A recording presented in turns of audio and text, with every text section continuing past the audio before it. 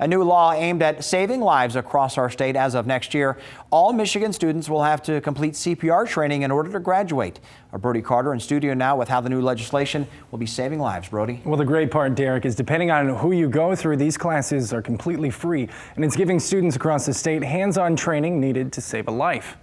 Attach pads firmly to person's chest. For some, the stigma and stress involved with saving a life can be overwhelming. That's why it's so important as a part of the training program to build confidence. In its purest form is not actually that complicated. What the complicated piece is getting that person's confidence to the point that when someone hits the floor, how do you get them over that fear of legal repercussions? How do you get them over that fear of catching a disease?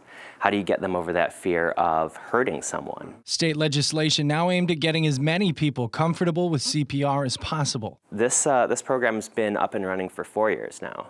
So the student CPR program has trained about 90,000 students across the nation. Tyler Riccardi of ProTrainings has been helping teachers with CPR in schools for years now.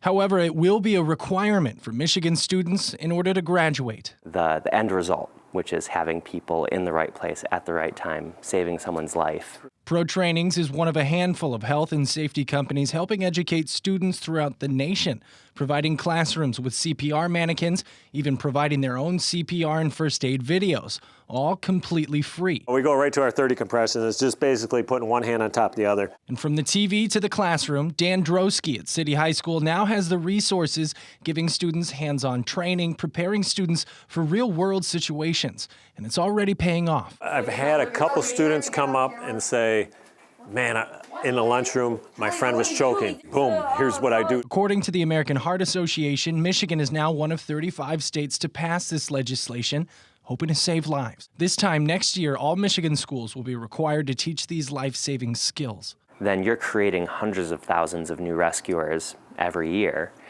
and that's a great way to get lots of people with that knowledge out on the streets. Yeah, these new requirements will go into effect for the 2017-2018 school year, and for more information on that training, we'll post a link to our website at fox17online.com. In studio, Brody Carter, Fox 17 News. So important. Thanks, Brody.